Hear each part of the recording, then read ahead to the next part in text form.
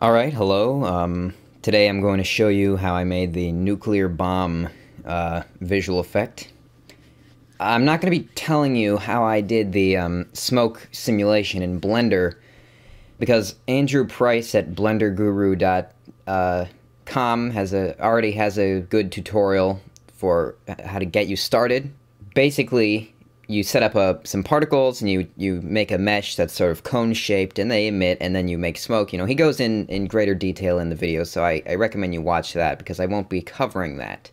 So what I have here is some footage, and this is some buildings that we will be blowing up, and, you know, it's quite a long shot. And I also have my smoke render here, and then I here have also some Action Essentials 2 elements, which if you don't have Action Essentials 2, you can get them from videocopilot.net. I'll be including all the footage in a download if you want, but I won't be including the Action Essentials 2 elements because Video Copilot's a good company, but you can get it for, you know, $100. It's 720p, or you can get 2K.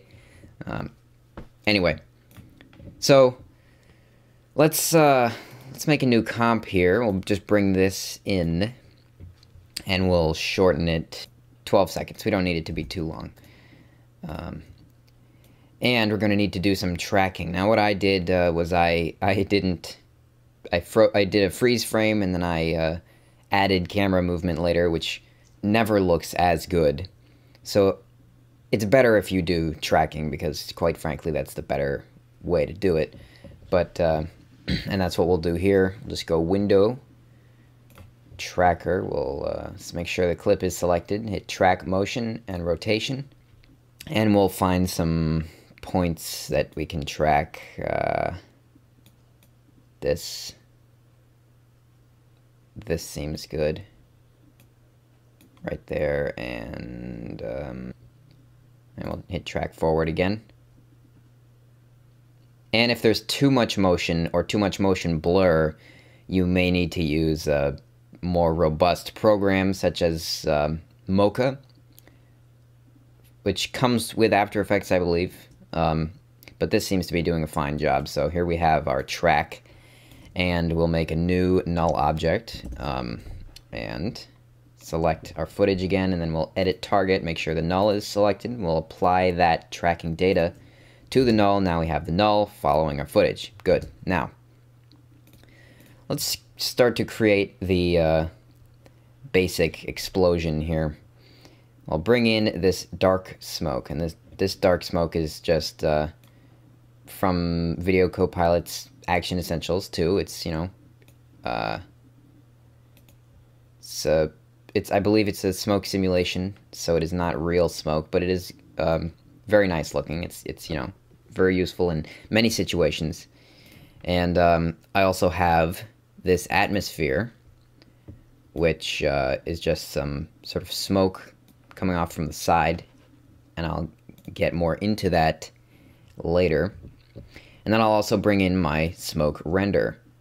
And there we go, that's good. Now this smoke render, all image sequences, this is an image sequence that I rendered, and all image sequences in After Effects come in at 30 frames per second. So what you need to do is go into Interpret Footage, and just set that to 23.976 or 24, whatever you're using. There we go. All right, now let's turn this off for the moment. We'll just focus on turn that off. We'll just focus on the main mushroom cloud, the top part, and we'll parent this to the null. All right, so now this follows the footage, and we can adjust it. All right. Now, I chose to make the explosion take place at night, so we will be changing this to a darker sort of environment, so this explosion, the brightness matches more. But we'll do that later. So what we'll do now is we will, let's see, position it to a place that we want. We're actually going to put it behind these buildings. Let's see, make a new solid. We'll make it fairly large, I suppose. It doesn't really matter. Parent it to the null object, and then we will take the pen tool with a solid selected, and we'll just sort of drag, or create a mask. That's fine. So now this is parented to the null, and it follows the buildings perfectly. Now what we can do is we can take this smoke render, and we can set it to alpha inverted matte, which means that it will this part with this opaque part with the alpha channel will cut out any part that is intersecting the smoke. So if I turn it off, you can see that the smoke will appear to be behind the buildings there. The fire, the smoke. So, all right, that's good. And come to think of it, what I'm actually going to do is I'm going to unparent this. I'm just going to reset the transform, and then I'm going to pre-compose it, because we're going to be working on the smoke, the explosion, in a separate comp. So we will leave all attributes, and then we'll go into the comp, and we'll start working on this smoke. So we'll bring in the dark smoke, which means that we don't need it in this comp anymore. And what I want to happen is I want the mushroom cloud to move up and the smoke to be going underneath it. So we'll hit P, set a keyframe for the position, move forward. Now it's already going up fairly nicely here, but you know, we could just push it slightly further. In the other example, I had a different render, and so, you know. So now we'll turn on the dark smoke. We want this to match up. It's going a little bit fast. So what we'll do is we'll just we'll select the dark smoke, layer, time, enable time remapping. And then that will set 2 keyframes. Those are the keyframes. We can bring this out a little bit. We'll set a keyframe right about there. Go to the end when the smoke is right here, and we'll drag that keyframe out until it's just underneath the and now you can see we're having a problem where it's at the bottom. So what I can do is I can move the render down so that they appear sort of in the same general area. And that's all right. So now we have this smoke layer, and we'll just go Effect, Distort, Mesh Warp. We'll set that to about 3. And then what we can do with that is we can make the bottom wider slightly, just to resemble a mushroom cloud. And we could even do that with the smoke. But I won't do that for now. What I may do is I may scale it out a little bit so it appears to be wider like that. That's probably all I'm going to be doing. And then we can go to the dark smoke and just brighten it up a little bit with a curves adjustment. There we go. Now it looks a little bit stretched, but you know. Hang on, let's just adjust that. We don't want it to be too bright. There we go. Alright. Now back in here we have this large explosion, which maybe is too large. So what we can do is we can, first of all, I'm going to move the anchor point to the bottom so that we can scale from the bottom, and then I can take it, scale it down behind the buildings. There we go. We could, like it's off in the distance there. And that looks alright. I feathered the edges of this a bit much, maybe 3. That's even a bit much, maybe 1.2. You know, you really want to be detailed with these masks. Alright, now there's another important thing that you should notice, which is fall off, and that's just the haze sort of that builds up upon objects as you increase the distance. So what we need to do is recreate that. We will go Effect, Color Correction, Tint, and then we will decrease that. We'll set the blacks to sort of this color, background color, and we can increase it and decrease it, and that will increase the amount of fall off that we might see. I won't increase this too much, and I'll show you why, because we don't want to lose that color in the fire. So what we'll do here is we'll make a new adjustment layer and apply the same effect with the same sort of bluish color. Or I'm sorry, we'll set the blacks to that sort of bluish color, and then we can set that more, and then we can mask the adjustment layer just by hitting Q, cutting that off about right there where the smoke ends, and then we'll subtract it and feather it. So now what we have is a feathered adjustment layer that has the blue, which I may actually, let's see, which I may actually desaturate just a bit in here, the blacks I mean, maybe push it closer to green just to match. And now we have an even greater amount of fall off here, and we don't have to go as extreme with this. Alright, so that looks about good. That looks about right. Alright, now let's work on making this a nighttime shot. So we'll add the curves again, and then we'll bring it down. Alright, so now so far we have the explosion, we have the track, we have the day to night, which is not exactly what we want just yet. What we're gonna do is we're going to maybe add some stars or the moon or something, and those are all little things you can do. One of the problems is that I shot this during the day, so you can't go too far with a day to night conversion on a sunny day like this, because you can see that the buildings are being lit up, so that really gives it away when there's sort of lighting on edges and sides of things and specularities. I won't go too far with this time, but another important aspect, which I forgot to do last time, is the flash. I would imagine that in most nuclear explosions there's a bright flash.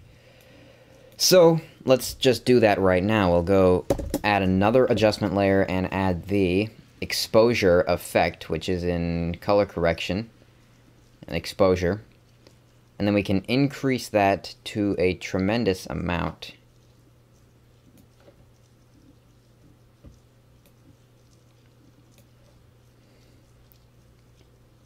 I'll actually keyframe it at the point the explosion comes on, right about here, let's say, or about. We could cut a few frames off of the explosion too,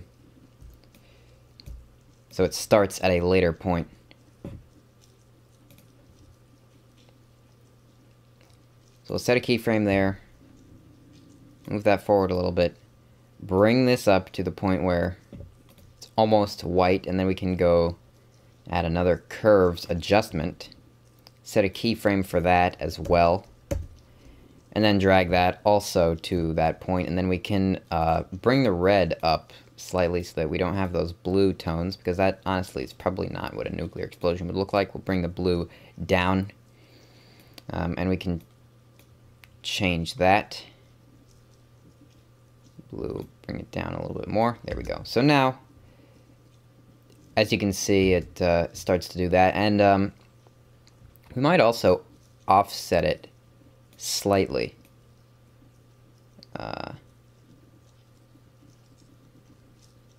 Or we might not, because at the moment it looks like it's coming from the sky. So we need to fix that. So, let's see.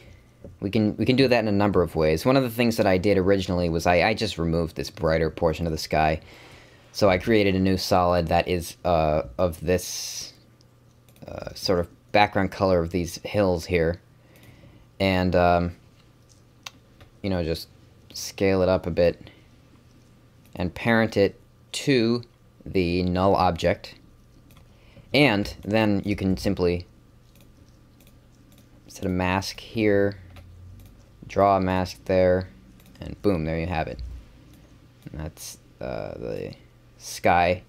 When we turn it back on, it looks to be that color. And then we can turn on the color correction as well. So, boom, there we go. And also, another good thing to do is if you have another adjustment layer to spare, you can add a glow effect, so stylize glow, and just increase that, and then we can mask around sort of the explosion area, and then animate the mask. So if you feather that out, and also bring up the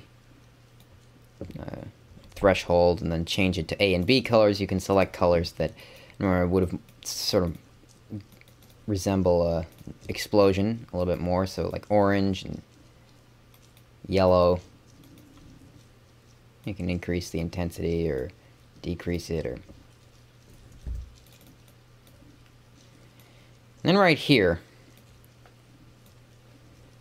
so we'll hit M and we'll keyframe it to follow the explosion, because we'll put it right there, we'll put it right there, put it right there, and then we can maybe decrease the threshold slightly, increase the intensity, bring that out. It's got to be very bright. This is a bright thing.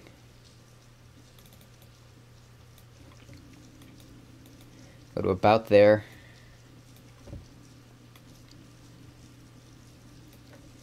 It's probably fine.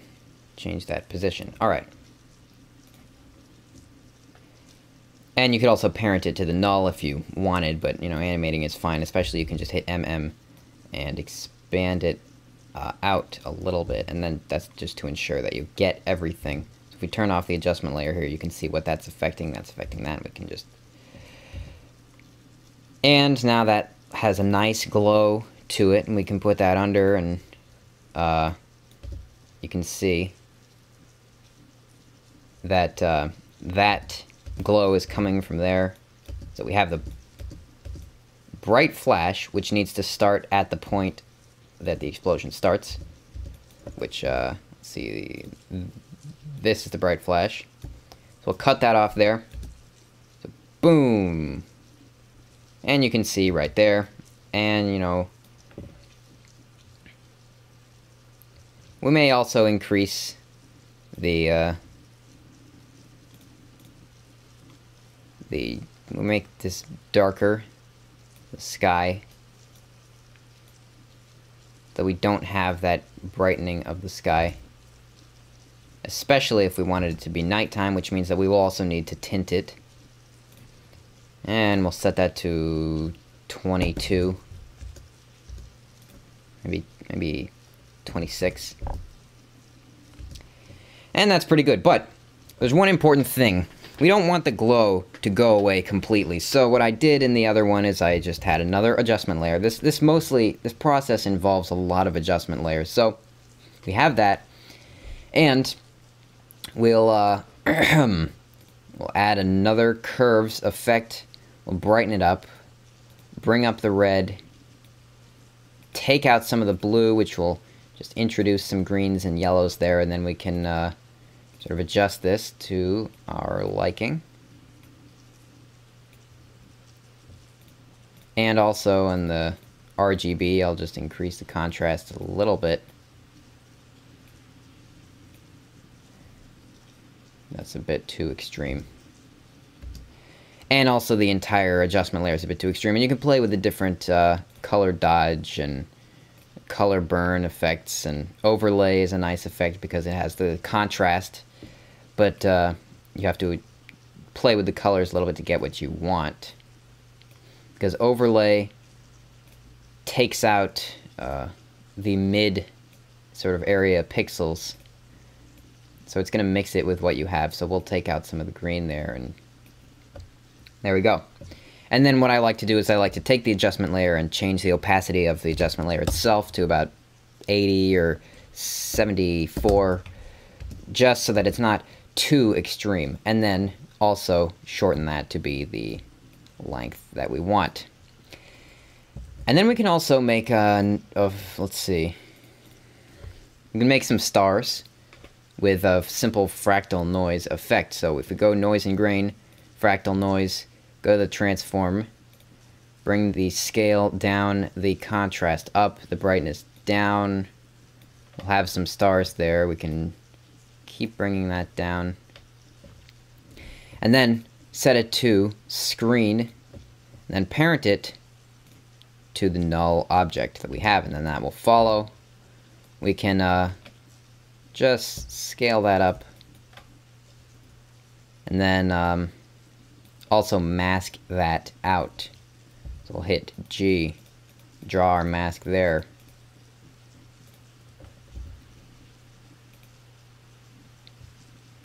Feather it out. Now, one of the problems that can occur when you are feathering out a solid with fractal noise is that the color of the solid will show through underneath. So if you want to fix that, just go to the solid settings, make sure it's black, because then when you set it to screen, that will be removed. So we can feather it more and more and decrease the opacity as much as we want. 80, maybe 65. That's probably about what we want. You can barely see those stars, and they just sort of add a nice ambient feel. So boom, we have this large explosion, and you know what, we may even take the glow on the explosion, which has the mask, and we may hit M, and then we can change the expansion so that it, let's see, and then we'll keyframe that and set it to something more reasonable. We can bring out the glow right there, so that's very large.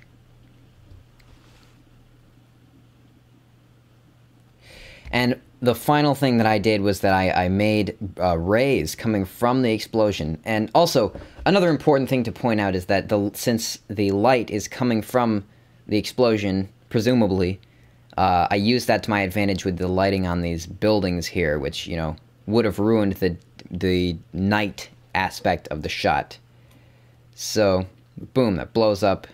And now we need to make the rays on the building. So what we can do is we can take this solid where we masked the buildings earlier, and then we can sort of duplicate it,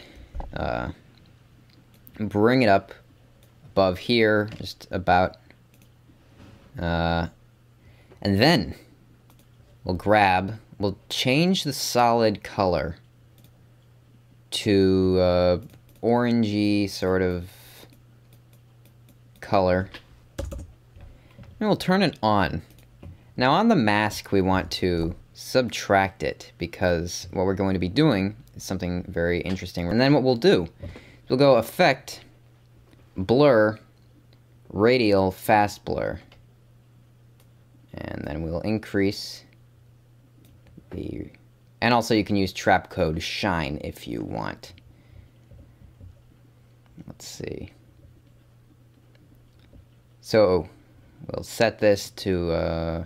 overlay as well, and change the opacity to something like that. You could even put this below the explosion, which doesn't exactly look as realistic. You could put it slightly, yeah, there we go. So that appears to make the shadows that are cast. Now this whole thing is just a little bit too saturated, so let's just grab this solid. We'll decrease the saturation on it. And then also lower the opacity. And maybe we'll bring it up to the top of everything, or just underneath this solid, or some of these adjustment layers. This adjustment layer. And we can change that. So if we do a RAM preview here, you can see the explosion goes up, and that's a little bit red. So on one of these adjustment layers, or we could go to the explosion itself, but that doesn't matter. Oh, another thing that's important in addition to this bright flash is perhaps some sort of shockwave. So there's a number of ways we can do that, and that's one of the reasons that I brought in those Action Essentials elements. So if we grab the atmosphere, we can bring it in to the smoke render comp, and then we have what we have here is the atmosphere, which we can then flip and move over. We'll put below everything, and then that'll just appear to be sort of some smoke coming out from the side of the explosion. We can offset it slightly. If it is possible to see on the side here, then you'll see it and it'll look like, you know, debris or dust or, I don't know, an orphanage. There we go. Alright. Now, I was debating whether or not I wanted these buildings to fall down. It'd be very complicated to do that and make it look good. We'll just pretend this is really far away.